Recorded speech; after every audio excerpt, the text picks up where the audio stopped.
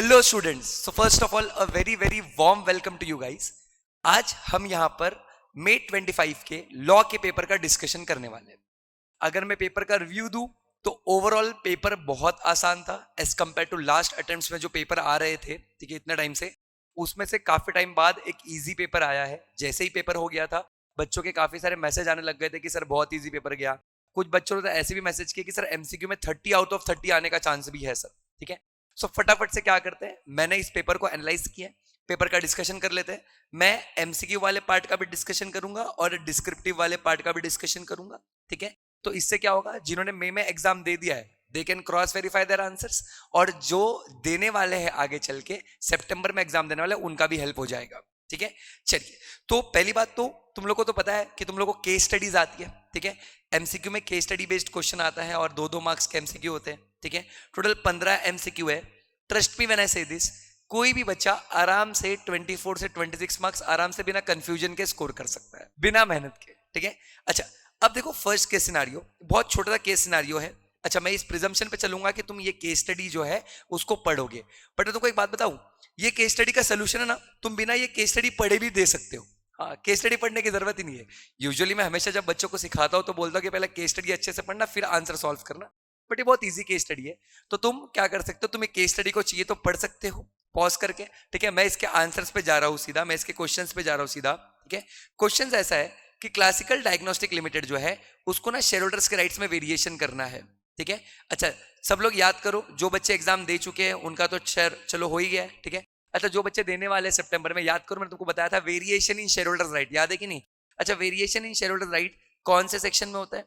Variation in share holder right section number 48 में होता है, जहां पर वेरिएशन करने के लिए 3/4 यानी 75% का कंसेंट चाहिए होता है ना। और अगर वेरिएशन से कोई खुश नहीं है तो 1/10 यानी 10% लोग क्या कर सकते हैं, अपील कर सकते हैं एनसीएलटी को। कुछ याद आ रहा है? अब उसी के बेसिस पे क्वेश्चन है। पहला क्वेश्चन पूछा है कि वेरिएशन करना है तो कितने का अप्रूवल लगेगा, तो आंसर इज होल्डर जिनके पास कितना परसेंट है बच्चों, 75% है। Easy, very simple. सेकंड, कितने लोग अपील कर सकते हैं पूछा है, कितने लोग इशूड शेयर्स जिनको अपील किया, जो कंसेंट नहीं दे रहे हैं, कितने लोग अपील कर सकते हो, तो आंसर विल बी 10% लोग अपील कर सकते हैं, ठीक है। एंड थर्ड क्वेश्चन इज कि जो भरोसा इंश्योरेंस कंपनी, जो केस में कंपनी दी गई है, उन लोगों ने इंस्ट्रूमेंट्स इशू किए। अब तुमको पूछा है दिए गए ऑप्शन में कौन सा इंस्ट्रूमेंट सिक्योरिटीज नहीं है, ठीक है, सिक्योरिटीज नहीं है। सिक्योरिटीज का डेफिनेशन याद करो बच्चों, 2 क्लॉज 81 में सिक्योरिटीज का डेफिनेशन है, जो रेफरेंस देता है section 2 clause H of securities contract regulation act 1956, if you remember. उसमें बॉन्ड्स सिक्योरिटी है, डिबेंचर सिक्योरिटी है, प्रेफरेंस शेयर सिक्योरिटी है। लेकिन याद है यूनिट लिंक्ड इंश्योरेंस पॉलिसी जो किसका बेनिफिट देता है, इंश्योरेंस प्लस इन्वेस्टमेंट का, ठीक है, वो उसको हम लोग सिक्योरिटी नहीं मानते, उसमें साफ साफ लिखा हुआ है कि it is not called as security. और अगर तुमको मेरा नोट्स याद होगा तो नोट्स में साफ साफ सिक्योरिटीज के डेफिनेशन के नोट में लिखाता हूं मैं कि ये यूलिप जो है वो सिक्योरिटीज नहीं होता। तो आंसर विल बी डी, ठीक है, एकदम सिंपल। जिन्होंने केस स्टडी नहीं भी पढ़ा होगा और जो डायरेक्ट के साथ सॉल्व कर लेंगे उनको भी समझ जाएगा, ठीक है, बहुत सिंपल था, ठीक है। अच्छा, इसके बाद second case study again FEMA के बेसिस पे है, ठीक है। सेकंड केस स्टडी आया है फेमा के ऊपर आया है बच्चों, फेमा के ऊपर केस स्टडी आया है। बोला गया है, एक ब्रीफ में बता देता हूं। रौनक करके एक पर्सन है, ये एक फोक सिंगर है, लिरिक्सिस्ट है, और ये क्या कर रहा है, इसको ना क्या करना है, वर्ल्ड में कल्चर प्रमोट करना है, कल्चरल टूर करना है। अच्छा, Raunak is Indian citizen and person resident of India. अच्छा, रौनक का भाई कहाँ रहता है बच्चों, रौनक का भाई कनाडा में रहता है, ठीक है। अच्छा, रौनक क्या करता है, यहां से क्रिकेट टूर्नामेंट्स को भी स्पॉन्सर करता है। तो याद रखना रौनक को क्या क्या करना है, रौनक का एक कल्चरल टूर का प्रोग्राम है, रौनक को एक स्पोर्ट्स को भी स्पॉन्सर करना है, और रौनक का भाई कहाँ रहता है, कनाडा में रहता है, ठीक है।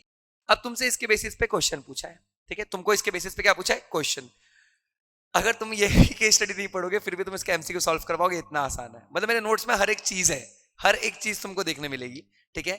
अच्छा, अब देखो पहले क्या पूछा है, रौनक तुमसे पूछ रहा है कि कौन से नीचे दिए गए ट्रांजेक्शन के लिए, for which of the transaction is allowed to draw foreign exchange, ठीक है, कौन से ट्रांजेक्शन लिए फॉरेन एक्सचेंज मिलेगा। तो देखो, नेपाल के लिए ट्रैवल करना है, प्रोहिबिटेड ट्रांजेक्शन है, अगर आपको याद होगा तो प्रोहिबिटेड ट्रांजेक्शन है, अलाउड नहीं है, ठीक है। अच्छा, lottery winnings not allowed, schedule 1 prohibited current account transaction, if you remember, ठीक है। अच्छा, फिर sweepstakes again prohibited current account transaction, schedule 1। अच्छा, क्या अपने भाई को गिफ्ट दे सकते हैं कनाडा में $10,000, द आंसर इज यस, क्योंकि ये 2.5 लाख डॉलर के अंदर ये लिबरलाइज रेमिटेंस स्कीम में आता है, शेड्यूल 3 गिफ्ट, याद है गिफ्ट और डोनेशन दे सकते हैं, ठीक है, उसमें आ जाता है, तो ये अलाउड है। तो correct answer will be correct answer will be option number D. ठीक है, $10,000 का गिफ्ट देना क्या है, अलाउड है बिना अप्रूवल के। ठीक है, अच्छा फिर रौनक को क्या करना है, रौनक को $1.5 लाख पे करना है प्राइज मनी। अच्छा याद करो शेड्यूल 2 अगर याद होगा तो, schedule 2 current account transaction, current account transaction with CG approval, current account transaction with which approval, CG central government approval. याद करो उसमें ना एक ट्रांजैक्शन है कि अगर आप को स्पोर्ट्स एक्टिविटी स्पॉन्सर करना इंडिया के बाहर exceeding 1 lakh, exceeding $1 lakh, exceeding $1 lakh, तो आपको किसका अप्रूवल लेना पड़ेगा, आपको अप्रूवल लेना पड़ता है ministry of HRD, HRD human resource development, department of youth affairs and sports. ठीक है, तो उधर पे इसका अप्रूवल लेना है। अच्छा अप्रूवल क्यों लेना पड़ रहा है, क्योंकि अमाउंट $1 लाख के ऊपर है, अगर $1 लाख तक होता तो अप्रूवल लेने की जरूरत नहीं पड़ती है ना। तो correct option is D option बच्चों। ठीक है, प्रोविजन क्या लगेगा, schedule 2 current account transaction with CG approval. ठीक है, अच्छा फिर इधर पे अगेन सेम, उसको कनाडा जाना है क्या करने के लिए, उसको कनाडा जाना है कल्चरल टूर के लिए, शो करने के लिए ना, कल्चरल टूर है। अच्छा कल्चरल टूर तो आपको याद होगा, अगेन शेड्यूल नंबर 2 सबसे पहला पॉइंट ये होता है cultural tour, ministry of HRD, ministry of HRD यानी ह्यूमन रिसोर्स डेवलपमेंट बच्चों। ठीक है, अच्छा उसमें भी कौन सा department, department of education and culture. ठीक है, देखो लिखा भी है डी ऑप्शन, मतलब एकदम सिंपल, तुमको समझ रहे, थोड़ा सा केस स्टडी पढ़ लिया तुमने अच्छे से और ऑप्शन पे आ गए तो देखो तुमको देखने मिलेगा कि सब कुछ आसान हो रहा है। करेक्ट है, इजी सिंपल है ना, समझ रहा है क्या, ओके सर समझ रहा है सर, ठीक है सर। अच्छा केस सिनेरियो 3 एलएलपी के ऊपर आया था। ठीक है, जो बच्चों ने एलएलपी ऑप्शन में डाला होगा उनके लिए गॉड ब्लेस यू। ठीक है, मैं हमेशा बोलता हूं एलएलपी पढ़ा करो, 10 मार्क्स का आएगा, 10 मार्क्स का आएगा। ठीक है, अच्छा इस केस में क्या हुआ था कि देखो दो बच्चे हैं जिन्होंने सीए एग्जामिनेशन पास कर लिया है। ठीक है, कौन है वो, रोहित है और अनुष्का है। ठीक है, रोहित और अनुष्का उनका एलएलपी है बच्चों, उनका एलएलपी है। अच्छा दोनों के दोनों डीपी है, ऑब्वियस सी बात है, अगर दो जन मिलकर एलएलपी चालू करे तो वही दोनों डीपी भी बनना पड़ेगा उनको। अच्छा फिर रोहित को अपॉर्चुनिटी मिला, वो कहाँ चला गया, सिंगापुर चला गया। रोहित कहाँ चला गया, सिंगापुर चला गया, और वो इंडिया में सिर्फ 90 डेज ही था, 23-24 में। ठीक है 90 डेज ही था, मतलब कहने से रोहित को हम लोग क्या मानेंगे, नॉन रेसिडेंट। ठीक है, नॉन चला गया ना, वो नॉन रेसिडेंट है। क्यों नॉन रेसिडेंट है, बिकॉज हमने सीखा रेसिडेंट बनने के लिए आपको 120 डेज रहना पड़ता है, वो कितना डेज था, 90 डेज। अच्छा एलएलपी इंडिया में ऑपरेशन कंटिन्यू कर रहा है, अनुष्का इंडिया में ही है और रोहित रिमोटली मतलब वहां से पार्टिसिपेट करता है। ठीक है, तो मतलब कहने से दो दो दो पार्टनर है। अच्छा दो पार्टनर है, दोनों के दोनों क्या है, डीपी है, उसमें से एक क्या है रेसिडेंट और एक क्या है नॉन रेसिडेंट। अच्छा हमने सीखा होगा सेक्शन 7 पढ़ा है एलएलपी का, अगर तुमने सेक्शन 7 तो आपको पता होगा कि 2 डीपी होने चाहिए जिसमें से एक एटलीस्ट रेसिडेंट ऑफ इंडिया होना चाहिए, अगर एक रेसिडेंट है तो भी चलेगा। ठीक है, तो इस केस में देखो based on the facts given in the above case study answer करिए। पहला पूछा है LLP whether above LLP fulfil the requirement of DP, पूछा है कि डीपी का रिक्वायरमेंट फुलफिल हो रहा है कि नहीं, the answer is yes fulfil हो रहा है, बिकॉज दोनों में से एक तो क्या होना चाहिए, रेसिडेंट ऑफ इंडिया होना चाहिए। ठीक है, एक तो क्या होना चाहिए, रेसिडेंट ऑफ इंडिया, तो फुलफिल हो रहा है। ठीक है, फिर इसके पे दूसरा पूछा है रेसिडेंट क्या होता है, ये तो तुम बिना एमसीक्यू पढ़े मतलब बिना केस स्टडी पढ़े भी आंसर कर सकते हो। रेसिडेंट के लिए कितना डेज रहना पड़ेगा आपको, रेसिडेंट के लिए आपको रहना पड़ेगा at least 120 days during the financial year. अच्छा ये दो ही केस था एलएलपी के केस के बेसिस पे, है ना, क्वेश्चन 7-8। ठीक है, 9th वाला क्वेश्चन। ठीक है, 9th वाला क्वेश्चन, मतलब मैं हमेशा ऐसा बोलता हूँ कि अगर इंस्टीट्यूट ये पूछ लिया तो एग्जाम छोड़ देना, इंस्टीट्यूट ये पूछ लिया तो एग्जाम छोड़ देना। इस बार इंस्टीट्यूट ने वो सब पूछ लिया है। ठीक है, कोई नहीं, चलिए तुमको पूछा है कि जनरल क्लॉजेज एक्ट जो 1897 था वो क्या क्या कंसोलिडेट, कौन से जनरल क्लॉजेस को कंसोलिडेट करके आया। मेरे नोट्स का फर्स्ट पेज है, फर्स्ट पेज, ये एमसीक्यू कैसे किसी का गलत हो सकता है। 1868 एंड 1887 को कंसोलिडेट करके 1897 आया था, फ्रॉम 11 मार्च 1897। ठीक है, अच्छा अब आ जाते हैं 10th एमसीक्यू पे। अच्छा 10th एमसीक्यू थोड़ा सा ट्रिकी है। ठीक है, बच्चों को थोड़ा सा डिफिकल्ट लगा होगा, ये एक एमसीक्यू है जो मतलब एकदम बराबर के टक्कर का था, और मुझे ऐसा लगता है, मेरा पर्सनल ओपिनियन है कि काफी सारे बच्चों ने इसको गलत किया होगा। ठीक है, अच्छा हुआ क्या मालूम है, एक जेड सूट्स एलएलसी है। ठीक है, उनका वो पूरे वर्ल्ड में होटल का बिजनेस है, पूरे वर्ल्ड में कहीं पर भी चले जाओ इनका होटल का बिजनेस है। और लोग कहाँ होटल एस्टैब्लिश करने वाले बच्चों, गोवा में होटल एस्टैब्लिश करने की बात हो रही है। ओके ओके ओके, अब जेड सूट्स को गोवा में कंपनी बनानी है, उसके लिए लोग ने इंडिया में किसको अपॉइंट किया, mister B who is a CA, mister B who is a what बच्चों, सीए। ठीक है, कि फॉर्मेलिटीज वो संभाले रजिस्ट्रेशन का। अच्छा जब रजिस्ट्रेशन प्रोसेस चल रहा था, very important line this is, ठीक है, registration process was going on, registration complete नहीं हुआ था, ऑनगोइंग था बच्चों, ऑनगोइंग था। तो कंपनी ने क्या किया, कंपनी ने एक लीज एग्रीमेंट किया कि भाई हमको जगह चाहिए होटल बनाने के लिए। ठीक है, अच्छा थोड़े टाइम बाद उन लोगों ने देखा कि गोवा में ना टूरिज्म डिक्लाइन हो रहा है, ठीक है, गोवा में टूरिज्म, देखो इंस्टीट्यूट, देखो क्या क्वेश्चन पूछ रहा है, एकदम करंट अफेयर्स, एकदम करंट अफेयर्स ठीक है, कोई नहीं, इंस्टीट्यूट तो इंस्टीट्यूट ही है तुम्हारा, ठीक है। अच्छा, ऐसे क्वेश्चन पूछता रहता है एकदम इंटरेस्टिंग, एकदम करंट, मतलब देखो ना, अभी 2-3 महीने पहले वीडियो वायरल हो रहे थे गोवा में, ठीक है, कि टूरिज्म डिक्लाइन हो रहा है, टूरिज्म डिक्लाइन, उसी पे क्वेश्चन पूछ लिया, ठीक है, कोई नहीं, आ जाओ। अब लैंड ओनर क्या बोल रहा है? बोल रहा है कि मैं तो कोई एडवांस वापस नहीं दूंगा। जेट स्टूडेंट्स अपने एडवांस मांग रहे हैं, लैंड ओनर बोल रहा है हम एडवांस वापस देंगे नहीं। अब सवाल ये उठता है कि क्या jet suits LLC land owner को सू कर सकती है in the capacity of foreign company, in the capacity of foreign company? पहली बात तो देखो, आप सू कब कर सकते हो? जब इंडिया में आने के बाद आपका रजिस्ट्रेशन प्रोसेस कंप्लीट हो चुका है, ठीक है। यहां पर क्योंकि रजिस्ट्रेशन प्रोसेस ऑनगोइंग है, तो jet suits cannot sue land owner. Why? Because बच्चों रजिस्ट्रेशन अब तक कंप्लीट नहीं है। सर इसका आप रेलेवेंट प्रोविजन बता सकते हो क्या? याद करो बच्चों, लास्ट पेज पे, फॉरेन कंपनी के लास्ट पेज पे सेक्शन नंबर 393 है, जिसमें हम लोग सीखते हैं कि अगर कोई फॉरेन कंपनी इंडिया में आता है, ठीक है, इंडिया में आता है, और जब तक वो पूरा प्रोसेस कंप्लीट नहीं करता तब तक वो किसी को सू नहीं कर सकता। लोग उसको सू कर सकते हैं, लोग उनसे क्लेम कर सकते हैं, बट हम सू नहीं कर सकते, हम सेट ऑफ क्लेम नहीं कर सकते, हम काउंटर क्लेम नहीं कर सकते, इफ यू रिमेंबर सेक्शन 393 में, ठीक है। तो सी ऑप्शन करेक्ट ऑप्शन होना चाहिए मेरे हिसाब से। अब लेटेस्ट सी तुम्हारा इंस्टीट्यूट जब सजेशन आंसर देगा तो क्या देगा, but C option is the correct answer as of now मेरे हिसाब से। फिर 11th क्वेश्चन, अच्छा ये क्वेश्चन भी अगर बच्चों ने ध्यान से नहीं पढ़ा होगा ना तो उनका बैंड बच सकता है। बोलता है instrument in the form of depository receipt, ठीक है, डिपॉजिटरी रिसीट्स का बात हो रहा है, created by domestic depository in India. बच्चों domestic depository in India by company incorporated outside India, यानी सीआईओआई अगर इंडिया में कोई इंस्ट्रूमेंट इशू कर रहा है जो डोमेस्टिक डिपॉजिटरी क्रिएट कर रहा है, तो वो जीडीआर नहीं, वो आईडीआर है, आईडीआर, इंडियन डिपॉजिटरी रिसीट्स मालिक, ठीक है। वो क्या है बच्चों? Indian deposit receipts. याद करो मैंने ये बोला भी था तुम लोगों को, ठीक है, कि जहां इश्यू होता है वहां का डिपॉजिटरी होता है, जहां इश्यू होता है वहां का डिपॉजिटरी होता है, और जहां की कंपनी होती है वहां का कस्टडियन होता है। तो जहां इश्यू है वहां का डिपॉजिटरी, तो डिपॉजिटरी अगर डोमेस्टिक है, डिपॉजिटरी अगर डोमेस्टिक है मतलब इंडिया में इश्यू हो रहा है। डिपॉजिटरी अगर डोमेस्टिक है तो मतलब कहां इश्यू हो रहा है बच्चों? इंडिया में इश्यू हो रहा है, ठीक है। और क्योंकि इंडिया में इश्यू हो रहा है तो वो क्या है? आईडीआर है। तो ये 10th और 11th क्वेश्चन ऐसा था कि जहां बच्चे फंस सकते थे, ठीक है। अच्छा, फिर ये ईयर क्या होता है जनरल क्लॉजेस के हिसाब से? Year as per British calendar बच्चों, है ना। अभी ये क्या है? सिंपल क्वेश्चन, वेरी सिंपल, ठीक है। मूविंग अहेड, एक और क्वेश्चन था, अगेन ये भी क्वेश्चन ऐसा केस स्टडी है, बिना पढ़े भी नीचे चले जाओगे तो भी सॉल्व कर पाओगे, ठीक है।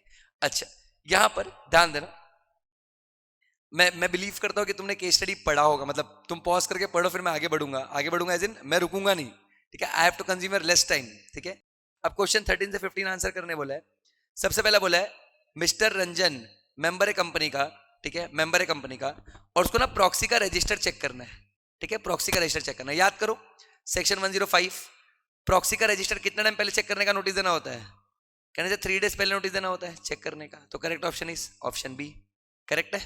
अच्छा, फिर सेकंड क्वेश्चन पूछा है कि सीएस एडवाइस कर रहा है बीओडी को और क्वेश्चन कर रहा है, ठीक है, तुमसे पूछा गया है बताओ बताओ बताओ ये जो रजिस्टर है और जो डॉक्यूमेंट्स आरओसी के फाइल करते हैं कब तक प्रिजर्व करेंगे? याद करो रजिस्टर ऑफ मेंबर्स कब तक प्रिजर्व करना होता है बच्चों? परमानेंटली प्रिजर्व करना होता है, करेक्ट है। और जो डॉक्यूमेंट्स आरओसी के फाइल किया हो कब तक प्रिजर्व करना है? 8 ईयर्स तक। तो permanently 8 years, permanently 8 years, I repeat permanently 8 years, correct, easy, simple. अच्छा, ये जादू क्या हो रहा है? जादू तो ना हो रहा है, ठीक है। अच्छा, परमानेंटली 8 ईयर्स, करेक्ट है। अच्छा, फिर उसके बाद तुमको पूछा है कि प्रॉक्सी कितने लोग का बन सकते हो आप? मैक्सिमम प्रॉक्सी कितने लोग का बन सकते हो एक्स पर 105? याद करो आप मैक्सिमम प्रॉक्सी कितने लोग का बन सकते हो? मैक्सिमम 50 लोगों का। तो देखो 50-50 यहां पर दिया हुआ है, ठीक है, यहां पर 50 दिया है, यहां पर 50 दिया है, लेकिन उस 50 के पास 10% से ज्यादा नहीं होना चाहिए मालिक। अरे गरीब बच्चों कुछ याद आ रहा है क्या? ठीक है, तो यहां पर नॉट मोर देन 10% दिया, यहां पर मोर देन दिया, तो correct option will be C option, correct है। ये आपका पूरा एमसीक्यू, ठीक है, ये आपका पूरा एमसीक्यू जिसके आंसर मेरे से मैच हो गए, समझ जा रहा तुम्हारा 30 में से 30 है, 30 में से 30 पक्का, ठीक है। चलिए, ये तो एमसीक्यू का पार्ट था जो मैंने डिस्कस कर दिया with in less than 15 minutes, ठीक है। थोड़ा थोड़ा बैकग्राउंड दे दिया क्वेश्चन का, थोड़ा थोड़ा एक्सप्लेन कर दिया तुमको, मैं ज्यादा टाइम तुम्हारा लेना नहीं चाहता, ठीक है। अच्छा, एमसीक्यू के बाद फटाफट से डिस्क्रिप्टिव पे आ जाते हैं, है ना, डिस्क्रिप्टिव पे आ जाते हैं। अच्छा, डिस्क्रिप्टिव का अगर पेपर तुम देख रहे हो, ठीक है, डिस्क्रिप्टिव का overall easy, not that difficult. Question number 1 हमेशा लेंदी होता है बिकॉज वो कंपलसरी क्वेश्चन होता है, तो इंस्टीट्यूट चाहता है कि उसमें तुम्हारा टाइम वेस्ट हो। मैं तुमको एक हैक बताऊं, है ना, स्टार्ट विद क्वेश्चन नंबर 2 3 4 5 6 और क्वेश्चन नंबर 1 बाद में करना, लेकिन क्वेश्चन नंबर 1 करना जरूर है क्योंकि कंपलसरी क्वेश्चन होता है। बहुत बच्चे ऐसा करते हैं कि कोई दूसरे क्वेश्चन से स्टार्ट करते हैं ताकि टाइम बचे उनका, ठीक है। अच्छा, पहला क्वेश्चन किसकी बात करता है? पहला क्वेश्चन बात करता है, मैं रफली बताऊंगा तुम लोग को, पूरा ब्रीफ दे दूंगा, ठीक है। अच्छा, अमरीश है जो कि अपना पढ़ाई खत्म करने के बाद इंडिया में आया और इंडिया में आके उसको कंपनी बनानी है। क्या बनानी है? कंपनी बनानी है, ठीक है। मैन्युफैक्चर करना है कमर्शियल ड्रोन्स, ठीक है। अच्छा, इसके लिए वो प्राइवेट कंपनी बनाना चाहता है, प्राइवेट कंपनी। तो दिमाग में स्ट्राइक हो जाना चाहिए, प्राइवेट कंपनी बनाना है मतलब कम से कम 2 मेंबर तो चाहिए, ठीक है, 2 मेंबर चाहिए, ठीक है। अब उसके सब्सक्राइबर्स कौन कौन है?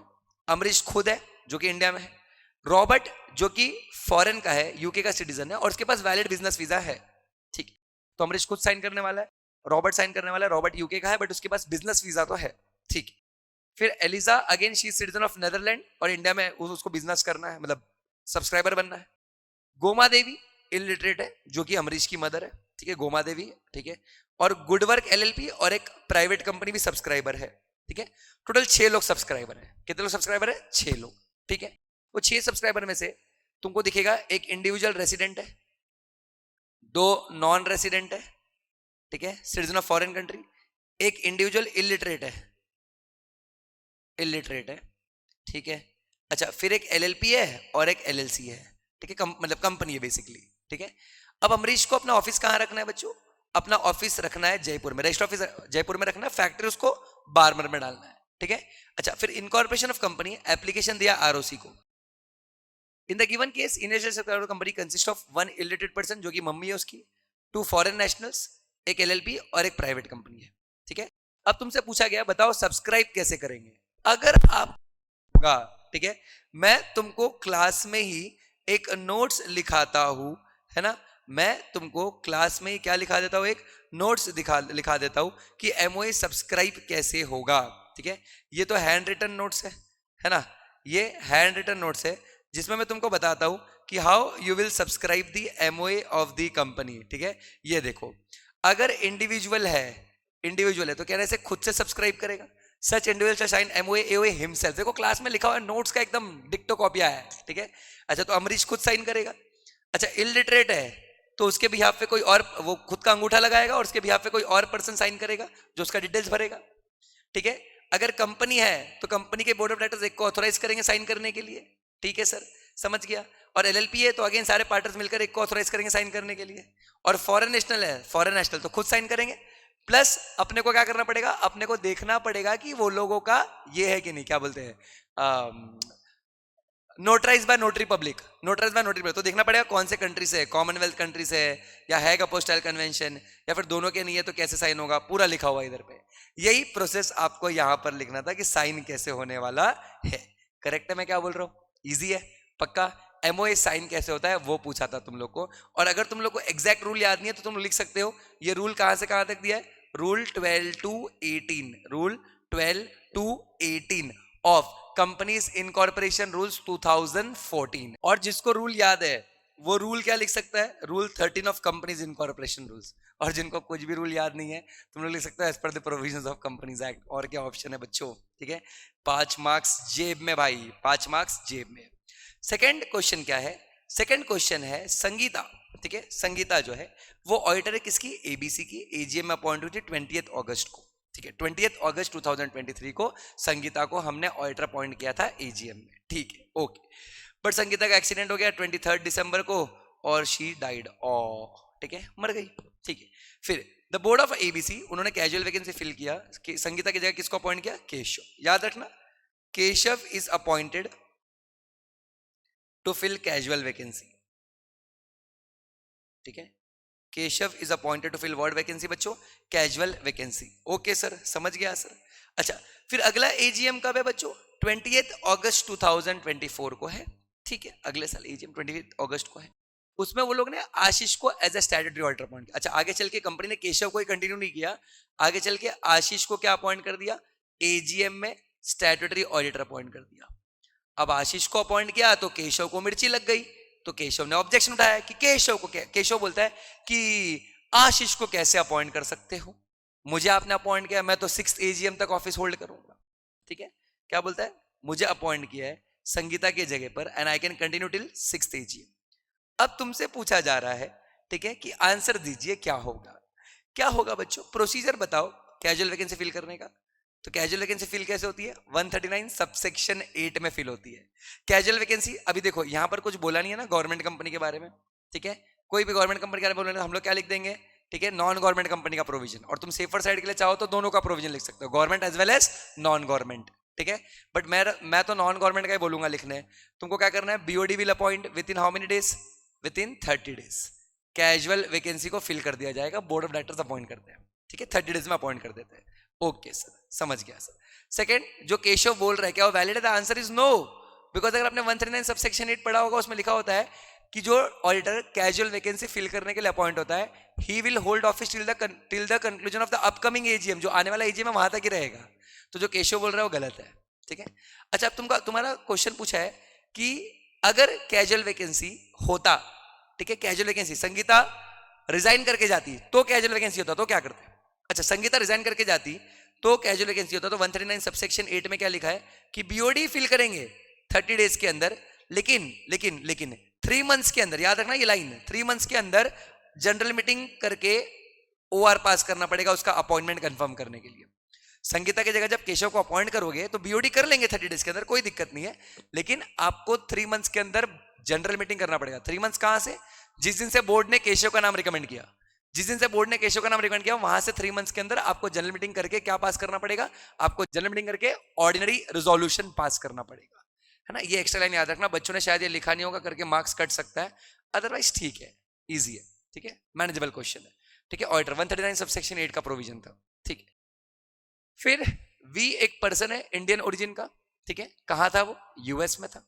सी क्वेश्चन पढ़ रहा, फेमस है क्वेश्चन है, ठीक है। बहुत टाइम से यूएस में था अपने वाइफ के साथ, 1998 में गया था, 2024 तक वहां रहा। उसका जॉइंट अकाउंट भी था, कहां पर, यूएस, ठीक है।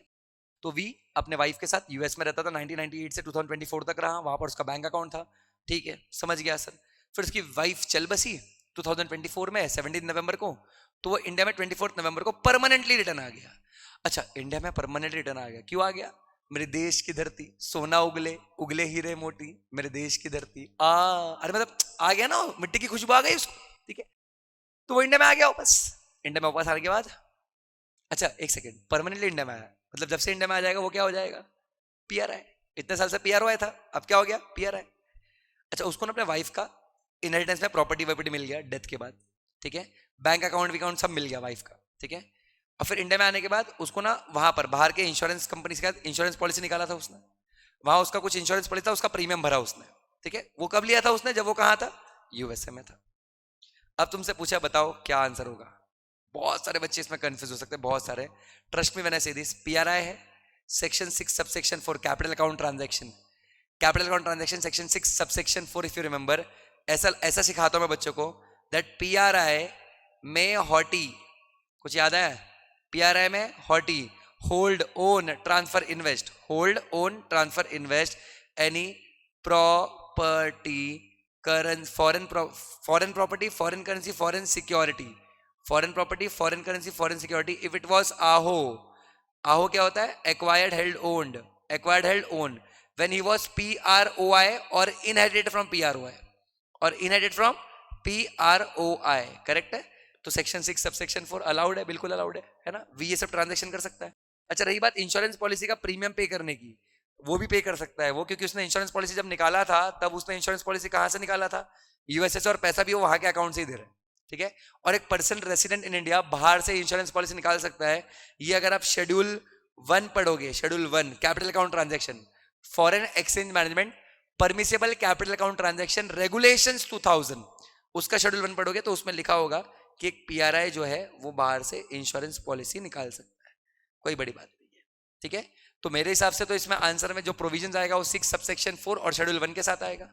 अब तुम्हारा इंस्टीट्यूट देखते सर आंसर में क्या निकालेगा, है ना, ठीक है, समझ गया सर। अब तुमसे पूछा है सेकंड क्वेश्चन, सेकंड ए, ठीक है, डिपॉजिट से पूछा है क्वेश्चन। कहां से पूछा है, डिपॉजिट्स। कितने बार बोलता था मैं कि मेरे प्यारे बच्चों डिपॉजिट्स का डेफिनेशन पढ़ो, डिपॉजिट्स का डेफिनेशन पढ़ो, है ना, बट मेरे बच्चे तो बच्चे हमेशा शॉर्टकट चाहिए उनको, ठीक है। There is no shortcut guys, ठीक है। अगर तुमने डिपॉजिट्स का डेफिनेशन पढ़ा होगा तो तुमको कभी डाउट आएगा नहीं, ठीक है। अच्छा ओके सर, डिस्कस करते हैं सर।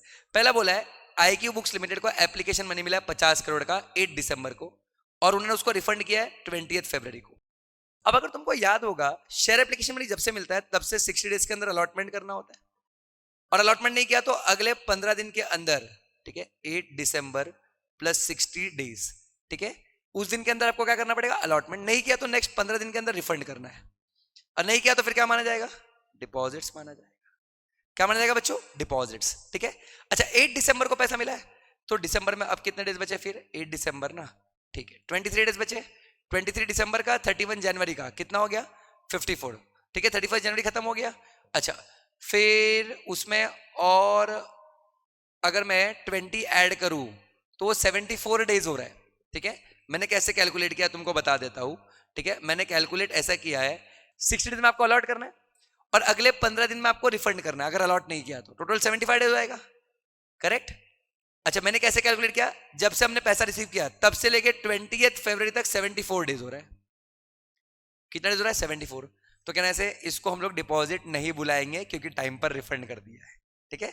तो it will not be a deposit, definition से क्वेश्चन है, not a deposit, not a deposit, क्योंकि रिफंड टाइम पर कर दिया है।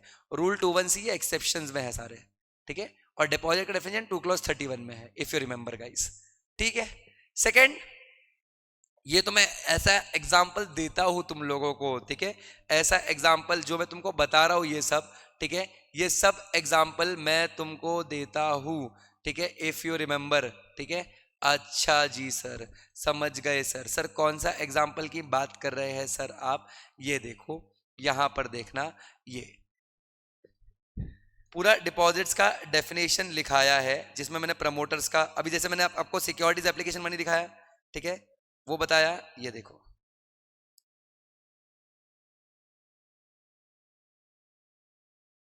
ये देखो सिक्योरिटीज एप्लीकेशन मनी अलॉट करना है 60 डेज में, रिफंड करना है अगले 15 दिन में, otherwise it will be called as what, deposit. अब प्रमोटर का भी लोन देखो, बैक टू बैक पॉइंट लिखा है, ठीक है, कि कंपनी ने क्या किया है, प्रमोटर को लोन के लिए एप्लीकेशन दिया, बट उन लोग ने कंडीशन डाल दिया कि पहले आपको 15 करोड़ कंट्रीब्यूट करना पड़ेगा, ठीक है। वही क्वेश्चन सेम यहां पर दिखेगा तुम लोग को, ठीक है, कि सूरज राज तेजस प्रमोटर है प्रीशियस ज्वेलर्स लिमिटेड के, ठीक है, 200 करोड़ रुपया बोरो किया है किससे, एबीसी बैंक से, for its working capital purpose, ठीक है। अच्छा बैंक ने कंडीशन लगा दिए कि 20% कंट्रीब्यूट करना पड़ेगा, यानी प्रमोटर को पहले कंट्रीब्यूट करने बोल रहे हैं, तो क्या डिपॉजिट है। तो प्रमोटर से जो पैसा मिला है अनसिक्योर्ड लोन के फॉर्म में, उसको डिपॉजिट बुलाएंगे नहीं, not a deposit, but condition है। कंडीशन क्या है, कंडीशन ये है कि लेंडिंग इंस्टीट्यूशन के बोलने पर लाया है आपने, लेंडिंग इंस्टीट्यूशन ने कंडीशन लगाई थी तो लाया है, प्लस वो पैसा कंपनी के पास कब तक रहेगा, टिल रिपेमेंट ऑफ लोन। जैसे ही बैंक का लोन रिपे हो जाएगा तुरंत क्या हो जाएगा, वो पैसा भी वापस करना पड़ेगा, प्रमोटर्स का पैसा भी वापस करना पड़ेगा। नहीं किया तो फिर क्या बुलाएंगे, डिपॉजिट्स बुलाएंगे, करेक्ट, इजी, सिंपल। अच्छा फिर ये तो बहुत सिंपल है, pretty cosmetic non convertible debenture, अच्छा नॉन कन्वर्टेबल ठीक है, बट लिस्टेड है बच्चों, लिस्टेड, अच्छा लिस्टेड है, अगर आपका डिबेंचर लिस्टेड है तो उसको डिबेंचर ही बुलाएंगे, डिपॉजिट बुलाएंगे नहीं। और सिक्योरिटी भी क्रिएट किया है, अच्छा इसमें ये भी लाइन लिखना पड़ेगा, अगर सिक्योरिटी क्रिएट की है तो value of security should be more than equal to debenture का वैल्यू, ठीक है, should be more than equal to debenture value, यानी सिक्योरिटी का value should cover debentures, security का वैल्यू शुड कवर डिबेंचर्स। समझ गया सर, समझ गया सर, ओके सर। तो मतलब तीसरा भी मतलब डिपॉजिट है या नहीं, इसके लिए पूरा कंडीशन लिखना पड़ेगा, और तुम सिर्फ यस नो लिख के लाओगे ना तो मार्क्स नहीं मिलेगा, फिर वापस से सितंबर जाना पड़ेगा, तुमको रीजन भी लिखना पड़ेगा बच्चों, ठीक है, ओके अंडरस्टूड सर। फिर ये क्या क्वेश्चन है, ये क्वेश्चन दिया है तुम लोगों को, ठीक है, स्पार्क सर्विसेज लिमिटेड, ठीक है, प्रोस्पेक्टस इशू किया है बच्चों, क्या इशू किया है, प्रोस्पेक्टस, पब्लिक ऑफर के लिए, ठीक है, प्रोस्पेक्टस इशू किया है किसके लिए, पब्लिक ऑफर के लिए 18 जून को। अच्छा प्रोस्पेक्टस में लिखा है टी डायरेक्टर बनेगा, ठीक है, टी क्या बनेगा, टी डायरेक्टर बनेगा, ऐसा प्रोस्पेक्टस में लिखा है, ठीक है, प्रोस्पेक्टस में लिखा है टी क्या बनेगा, टी डायरेक्टर बनेगा, प्रोस्पेक्टस 2 क्लॉज 70, ठीक है, okay.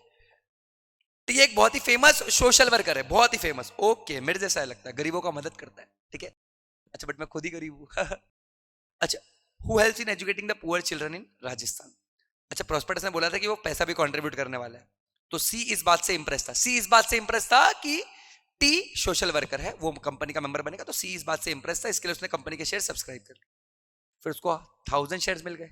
C got how many shares, 1000 shares.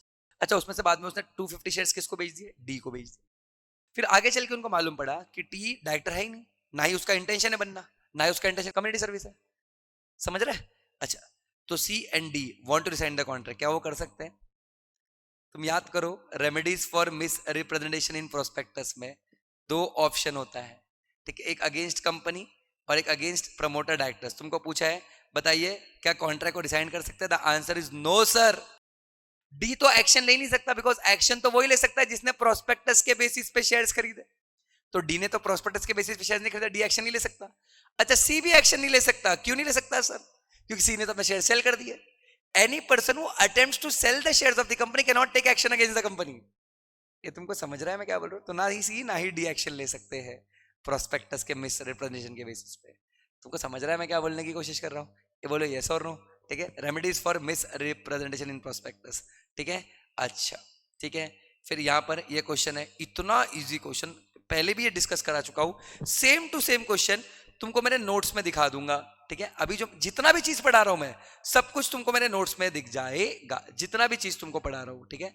जैसे अभी मैंने प्रोस्पेक्टस का बोला है ना, मिस रिप्रेजेंटेशन इन प्रोस्पेक्टस का बोला, ये देखो remedies for misrepresentation in prospectus, ये देखो रेमेडीज अगेंस्ट द कंपनी, ठीक है। Resign the contract, but contract कौन रिसाइन नहीं कर सकता, ठीक है, only by those person who have subscribe secret on the basis of prospectus, वही एक्शन ले सकते हैं, कोई सब्सिक्वेंट बायर एक्शन नहीं ले सकता है। पूरा एग्जांपल के साथ लिखाया है, ठीक है, कि मैंने शेयर्स खरीदा, मैंने मलाइका को बेचा, क्या मलाइका एक्शन ले सकती है? The answer is no. और मैं भी एक्शन ले सकता कि मैंने ऑलरेडी शेयर्स बेच दिए। समझ रहा है? ठीक है सर, ओके सर, अच्छा सर। अब मैं तुमको एक और चीज बताता हूँ, सुनो, ठीक है। अभी जो क्वेश्चन है सेम टू सेम अपने बुक, मेरे हैंड रिटन नोट्स में सेम टू सेम क्वेश्चन है, हैंड रिटन क्वेश्चन में, ठीक है, हैंड रिटन नोट्स में। ध्यान देना, ये पूरा जनरल क्लॉजेस एक्ट लिखा हुआ है, ठीक है। ये देखो सेक्शन नंबर 13 से रिलेट करता है ये क्वेश्चन, ध्यान देना। मैं बता रहा हूं, एक पीबीएल करके कंपनी है, ठीक है, उसकी दो सब्सिडरी कंपनी है, एक एसीएल और एक एसबीएल, ठीक है, एसीएल एसबीएल। अच्छा, पूर्वा पीबीएल, पूर्वा है ना, पूर्वा करके एक बंदी है जो पीबीएल की सीएफओ है। सीएफओ मतलब केएमपी होता है। सीएफओ क्या होता है? केएमपी की मैनेजर पर्सनल, सही बात है। अच्छा, अब हुआ क्या कि जो आशीष और मिनल है, आशीष और मिनल जो सीएफओ एसीएल और एसबीएल के, एसीएल का सीएफओ कौन है? आशीष, और एसबीएल का कौन है? मृणाल। वो लोग दोनों रिजाइन कर दिए। तो पूर्वा को ऑफर आया है एसीएल और एसबीएल का क्या करने के लिए? एसीएल या एसबीएल का सीएफओ बनने के लिए, दोनों का बनने के लिए। Wish she accepted. अब तुमसे पूछा है क्या वो दोनों सब्सिडरीज की सीएफओ बन सकती है क्या पीबीएल का होने के बावजूद? क्या दोनों कंपनी की केएमपी बन सकती है क्या? So the answer is of course yes. Sir कौन सा provision? Section 13, genders and numbers. Numbers में क्या बोला है? Singular, include, plural. अब इसमें प्रोविजन क्या क्या आएगा? सबसे पहले आपको लिखना पड़ेगा सेक्शन 203, सबसेक्शन 3 है, वैसे तुमको इतना याद नहीं रहेगा, ठीक है, 203 सबसेक्शन 3 है, इतना याद नहीं रहेगा तुम लोगों को, बट ठीक है। KMP of a company, KMP of a company can not become KMP of any other company. इसमें लिखा है मेरे कंपनी का केएमपी किसी और कंपनी में केएमपी नहीं बन सकता except for subsidiary. Subsidiary, law में सिर्फ सब्सिडरी लिखा है, सब्सिडरीज नहीं लिखा है, बट हमने क्या पढ़ा है? सिंगुलर, इंक्लूड्स, प्लूरल, तो दोनों सब्सिडरी में बन सकता है, ठीक है। देखो सेम एग्जांपल है, केएमपी 203 दिख रहा है क्या? है ना, एक्सेप्ट सब्सिडरी। तो रिलायंस का एग्जांपल था, एमडी मुकेश अंबानी है, तो 3 सब्सिडरी का तीनों में बन सकता है। Answer is yes as per section 13। Same example है भाई, ठीक है। जिन्होंने पढ़ लिया होगा भाई, तभी तो बहुत सारे मैसेज ज्यादा आ गए थे कि सर क्या एकदम नोट से ही आ गया पेपर, ये हो गया, मजा आ गया, ठीक है। अच्छा, फिर तुमको कमेंट करने बोला। अच्छा, डायरेक्ट क्वेश्चन है, बहुत सिंपल, कुछ एक्सप्लेन नहीं करना। बताओ प्रोस्पेक्टस में क्या डिस्क्लोज करना है फेस पे? तो एक फेस पे लिखना होता है that a copy has been delivered to ROC, has been delivered to ROC, ये लिखना होता है। ये शायद बच्चे सॉल्व नहीं कर पाए होंगे। फिर conditions in respect to expert statement. अच्छा, एक्सपर्ट का स्टेटमेंट लिखने के पहले उसका कंसर्न लेना है। अच्छा, मेक श्योर करना है उसने कंसर्न विड्रॉ नहीं किया है। अच्छा, एक्सपर्ट इंडिपेंडेंट होना चाहिए, वो कंपनी के प्रमोशन, फॉर्मेशन या मैनेजमेंट में इन्वॉल्व नहीं होना चाहिए, याद आ रहा है। और पब्लिकेशन ऑफ प्रोस्पेक्टस कब होता है? So date appearing on the prospectus, date appearing on the prospectus is date of publication of prospectus. जो प्रोस्पेक्टस पे डेट लिखा है उसी दिन प्रोस्पेक्टस पब्लिश माना जाता है, ठीक है। सबका सब सेक्शन नंबर कहां से आ जाएगा? 26, ठीक है, 26। Okay sir, understood sir. फिर ये चार्ज का क्वेश्चन है, ठीक है। वाइटल फार्मेसी लिमिटेड, ठीक है, वो क्या करते हैं? वो मेडिसिन को मैन्युफैक्चर करते हैं, ठीक है, स्किन डिजीज को क्योर करने के लिए, स्किन डिजीज को क्योर करने के लिए। अच्छा, उनका यूनिट जर्मनी में है। उन्होंने क्या किया है, उन्होंने कुछ पेटेंट्स जर्मनी में रजिस्टर करवाए हैं। ठीक है, अच्छा सर, अच्छा सर, उन्होंने चार्ज क्रिएट किया है स्टॉक पे और पेटेंट पे। ठीक है, वाइटल फार्मेसी है लिमिटेड, इंडियन कंपनी है, चार्ज क्रिएट किया। चार्ज किस पे क्रिएट किया? स्टॉक, स्टॉक तो उनका इंडिया में ही होगा। और पेटेंट, पेटेंट कहाँ का है बच्चों? जर्मनी का, उस पे भी चार्ज क्रिएट किया। ठीक है, अब कंपनी ने स्टॉक पर तो कर दिया, charge once created it should be registered, तो स्टॉक पे तो कर दिया, बट पेटेंट पे नहीं किया, did not register the charge on patent. तो आरओसी ने नोटिस भेज दिया, लव लेटर भेजा कंपनी को, लव लेटर भेजा, बोला तुम तो गलत कर रहे हो, गलत कर। तो कंपनी ने डिफेंड किया ये बोल के कि हमारा तो चार्ज रजिस्टर करने का ड्यूटी है ही नहीं, क्योंकि वो पेटेंट कहाँ है? आउटसाइड इंडिया, और वो इंटेंजिबल नेचर का है। पेटेंट आउटसाइड इंडिया और कौन से नेचर का है? इंटेंजिबल नेचर का है।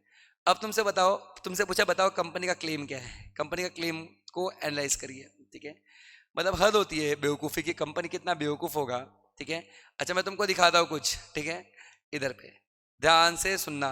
ठीक है, सेक्शन 77 मैं लिखाता हूँ, जो कंपनी क्रिएट करता है charge on it's property assets undertaking in India और आउटसाइड इंडिया। अगर आउटसाइड इंडिया है तो भी चार्ज को क्या करना पड़ता है? रजिस्टर करना पड़ता है। टेंजिबल हो या इंटेंजिबल फर्क नहीं पड़ता, रजिस्टर करना पड़ता है। मैंने कितने बार तुमको बताया है ये। तो यहाँ पर कंपनी गलत है, चार्ज को रजिस्टर कराना पड़ेगा। ठीक है, या तो फिर इसके ऑप्शन में एक क्वेश्चन दिया था, what do you mean by floating charge and when it gets converted into fixed charge. Floating charge, charge created on class of assets जिसका value keeps on fluctuating, and when its become fixed it is called as crystallization of charge, and there are certain situations जहां पर floating fix में convert होता है जिसको crystallisation of charge बुलाते हैं। ये रहा तुम्हारा कंसेप्ट।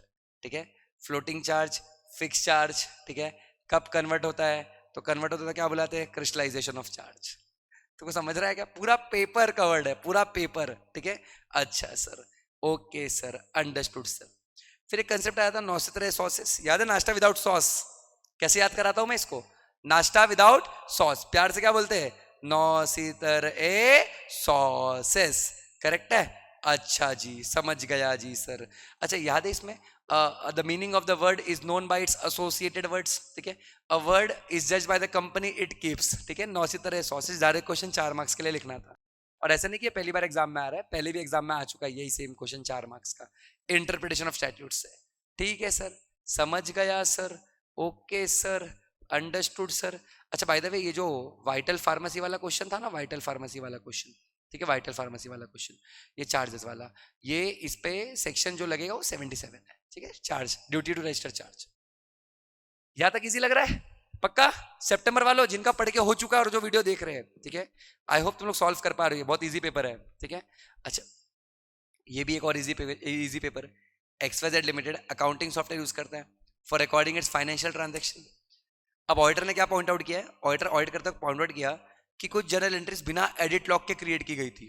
ओ, बिना एडिट लॉक के, and the audit trail feature was disabled for certain modules. ठीक है, ऑडिटरल फीचर्स क्या था? डिसेबल था। अब तुमसे पूछा गया एडवाइस करिए कंपनी को रिगार्डिंग ऑडिटरल एंड एडिट लॉक।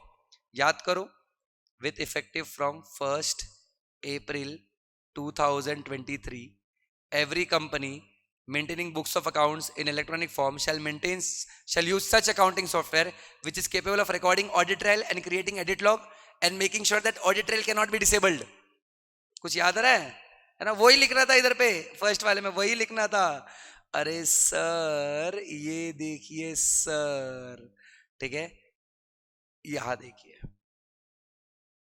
ये देखो पूरा लिखा है नोट्स में, audit and edit log.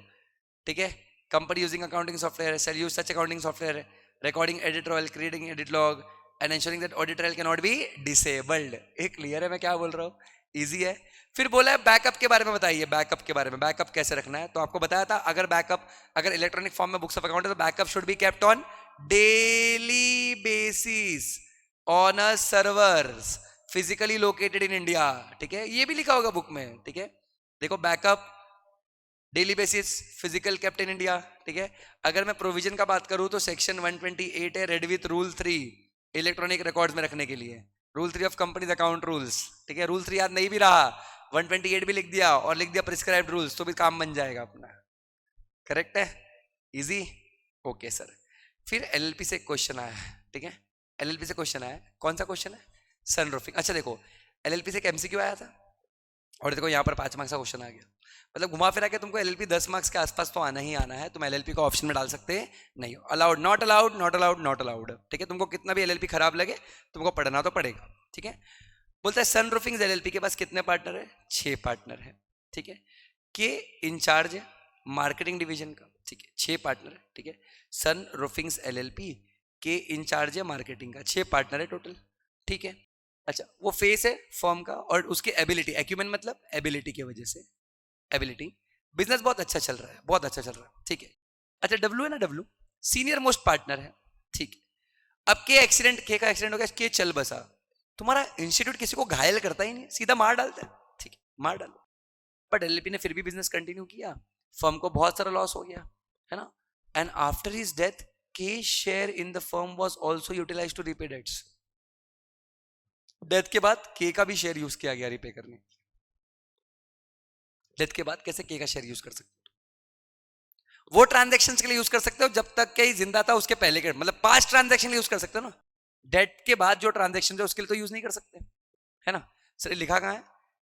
LLP में सेक्शन 29 है, पार्टनर बाय होल्डिंग आउट, उसमें डेथ वाला पॉइंट है। अगर तुम नोट देखोगे ना, सेकंड पॉइंट लिखा होगा उधर छोटा सा, टेक्स्ट बुक के, जेकेएससी के टेक्स्ट बुक के नोट्स में।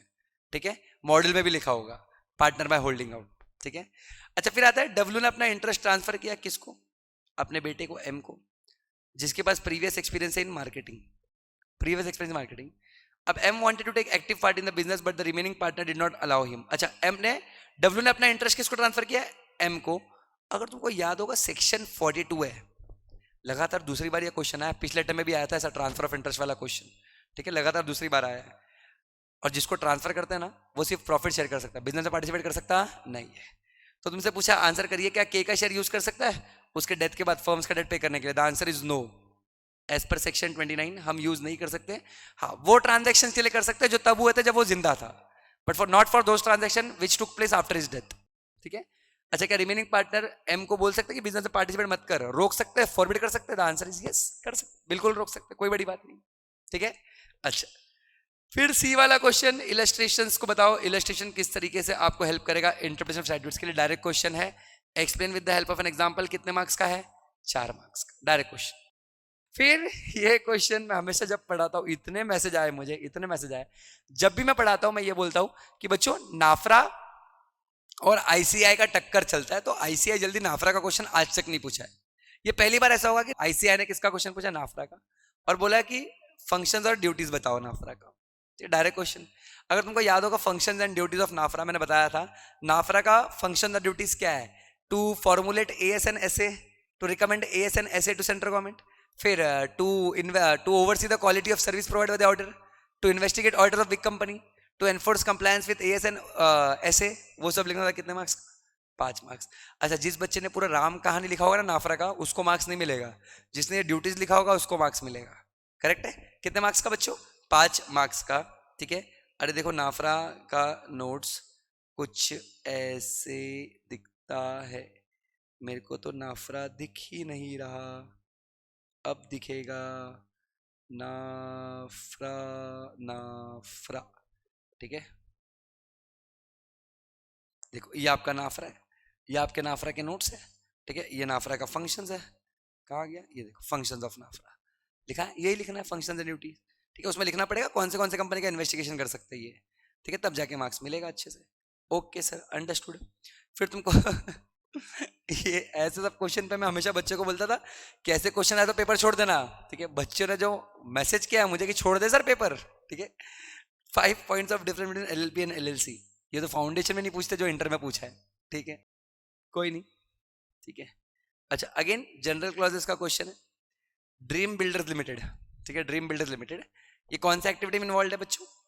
Building and selling budget friendly apartments. ठीक है, अभी रिसेंटली उन्होंने नया प्रोजेक्ट स्टार्ट किया नोएडा में। ठीक है, नया प्रोजेक्ट नोएडा में स्टार्ट किया, और नोएडा का जो कॉर्पोरेशन है उन्होंने अप्रूवल देने से मना कर दिया। कमिश्नर थे एस।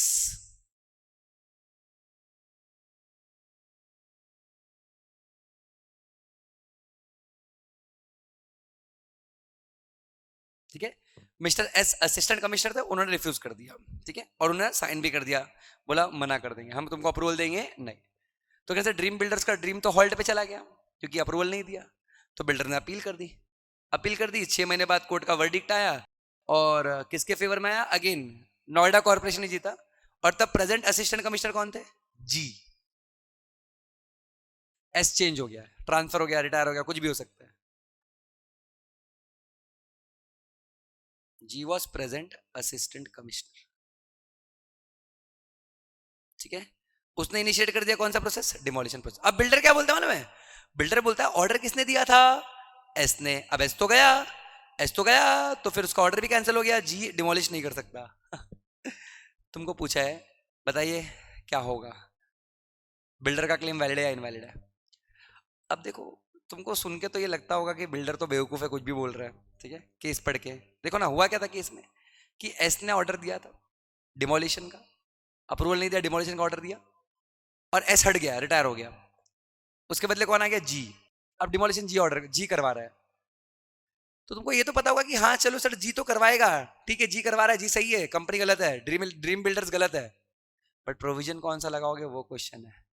यहां पर प्रोविजन आएगा section number 17, substitution of functionaries. जितना मैंने रिसर्च किया है और जितना मुझे पता है, मुझे लग रहा है सेक्शन 17 आएगा, सब्स्टिट्यूशन ऑफ फंक्शनरीज। बिकॉज यहां पर एट प्रेजेंट ये वर्ड यूज किया है, देखो ये वर्ड यूज किया है, जी इधर गया, प्रेजेंट, एट प्रेजेंट। सेक्शन 17 अगर पढ़ा होगा, सब्स्टिट्यूशन ऑफ फंक्शन, ये एक ऐसा क्वेश्चन होगा जो बच्चों को चैलेंजिंग लगता होगा, बट ठीक है। सब्स्टिट्यूशन ऑफ फंक्शनरीज बच्चों याद है, for the purpose of indicating the application of the law upon the person exercising और executing the functions for the time being in force, the official title should be mention, ठीक है। तो continue कर सकते हैं जी, क्या बोलते हैं, मिस्टर जी भी डिमोलिशन कंटिन्यू करवा सकता है। सेक्शन 17 आ जाएगा, सब्स्टिट्यूशन ऑफ फंक्शनरीज आ जाएगा, वो आपको प्रोविजन लिखना पड़ेगा और लिखना पड़ेगा कि बिल्डर्स का क्लेम इनवैलिड है, ठीक है। As far as my knowledge goes, मैंने जितना रिसर्च किया उसके हिसाब से मुझे सेक्शन 17 लग रहा है आंसर। लेट अस सी इंस्टीट्यूट क्या बोलता है, ठीक है, 17 ही बोलना चाहिए। ओके, अगेन बच्चों 6A चार्ज का क्वेश्चन है, ठीक है, चार्ज का क्वेश्चन है। क्या हुआ, कंपनी ने क्या किया है, एक डीएनसी हाइड्रो लिमिटेड है, 3000 करोड़ का लोन दिया एसपीएम बैंक से, ठीक है। तो ये कंपनी क्या हो जाएगी? डेटर हो जाएगी। डेटर मतलब लोन लिया है, और बैंक क्या हो जाएगी? क्रेडिटर हो जाएगी, ठीक है। अच्छा, किस पर चार्ज क्रिएट किया है? अपने प्रॉपर्टी पर। अच्छा, लोन को सिक्योर करने के लिए चार्ज क्रिएट करके CHG 1 भी फाइल कर दिया, ठीक है। तो 2021 में लोन लिया था और CHG 1 भी फाइल कर दिया। ओके सर, ओके सर, कितने अच्छे ना, फॉर्म का नंबर एकदम क्वेश्चन में ही दे देते हैं, ठीक है। अच्छा, सितंबर 2024 को डीएनसी ने फुल्ली रिपेड द लोन, ठीक है, लोन रिपे कर दिया सितंबर में, ठीक है। अच्छा, लोन रिपे कर दिया और बैंक से नो ड्यू सर्टिफिकेट भी ले लिया। अच्छा, पता है लोन रिपे कर लिया तो सेटिस्फेक्शन ऑफ चार्ज फाइल करना पड़ता है, सेटिस्फेक्शन ऑफ चार्ज फाइल करना पड़ता है, याद है? सेक्शन 82, सेटिस्फेक्शन ऑफ चार्ज कितने डेज के अंदर? एक्स डे पे अगर लोन रिपे किया तो x+30 डेज। अच्छा, नहीं कर पाए तो x+300 डेज। याद करो, सेटिस्फेक्शन के लिए वही टाइम है, 300 दिन वाला। और उसके बाद भी नहीं कर पाए तो CHG 8 सेंट्रल गवर्नमेंट के पास अंडर सेक्शन 87, अगर याद होगा तो, ठीक है। अच्छा, देखो लिखा है how due to internal compliance oversight, मतलब ध्यान नहीं गया, ओवरलुक कर दिया उन्होंने, और CHG 4 30 डेज में फाइल नहीं किया, ठीक है, जो 82 में बोला है। अब जनवरी 2025 में, ठीक है, अच्छा CHG 4 फाइल नहीं किया और रह गया। अब जनवरी 25 में कंपनी को एक और लोन चाहिए, वही प्लांट एंड मशीनरी पे, बट क्योंकि पहले का काम बाकी है तो प्रॉब्लम क्रिएट हो रहा है नया लोन लेने के लिए। तो एज अ फाइनेंशियल, तुम फाइनेंशियल एडवाइजर हो, तुम एडवाइस करो कि क्या वो लोग लीगल प्रोसीजर स्टेप ले सकते हैं। तो उनको बोलना होगा 30 के बाद 300 में जाना, 300 में भी नहीं कर पाया तो सेक्शन 87 में जाके माफी मांगना। समझ रहे? इजी है, पक्का।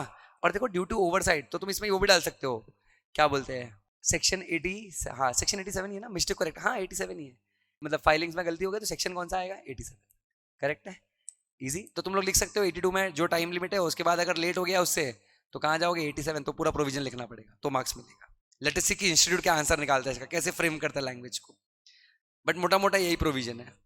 फिर यहाँ पर एकदम इजी क्वेश्चन फॉरेन कंपनी का, ठीक है, बोलता है एक ABC इनकॉर्पोरेशन कंपनी है, कहाँ की है?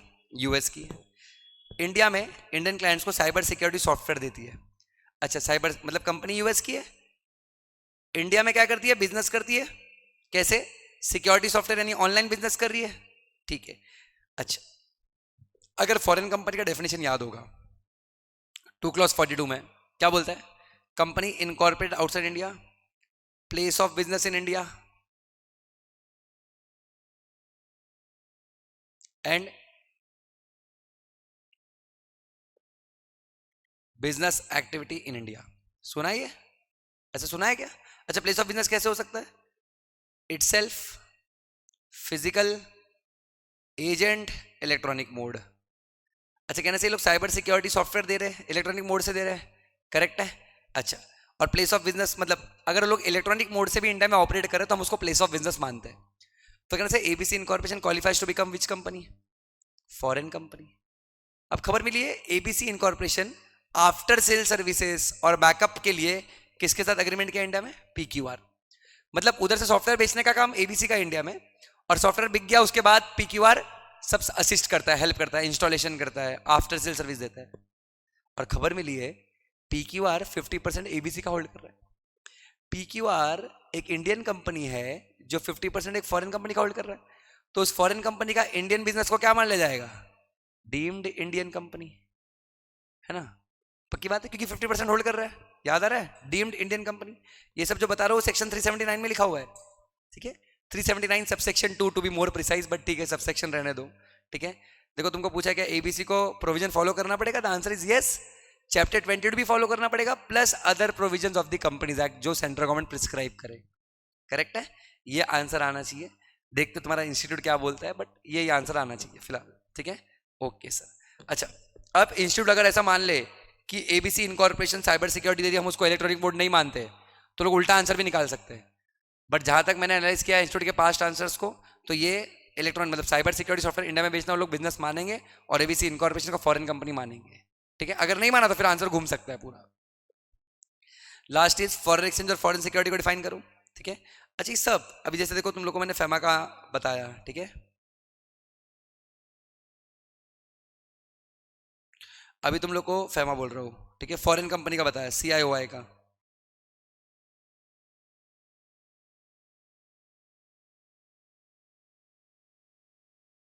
ये देखो, ये फॉरेन कंपनी का चैप्टर है, सेक्शन 379। ये देखो पूरा लिखा तो ऐसा कि अगर इंडियन सिटीजन या इंडियन बॉडी कॉर्पोरेट या दोनों मिलाकर 50% फॉरेन कंपनी में होल्ड करे तो उनका Indian business deemed Indian company मान लिया जाएगा। समझ रहे? सब लिखाया हुआ है, तो उन पर चैप्टर 22 फॉलो होगा, प्लस अदर प्रोविजन भी फॉलो हो जाएंगे। समझ रहे हैं? तो ऐसा पूरा एग्जाम्पल के साथ लिखाता हूँ मैं, ठीक है? अच्छा, फिर इसके अलावा अभी तुमको पूछा फॉरेन एक्सचेंज और फॉरेन सिक्योरिटी बताइए, ठीक है? फॉरेन एक्सचेंज और क्या बताइए बच्चों? फॉरेन एक्सचेंज और फॉरेन सिक्योरिटी बताइए।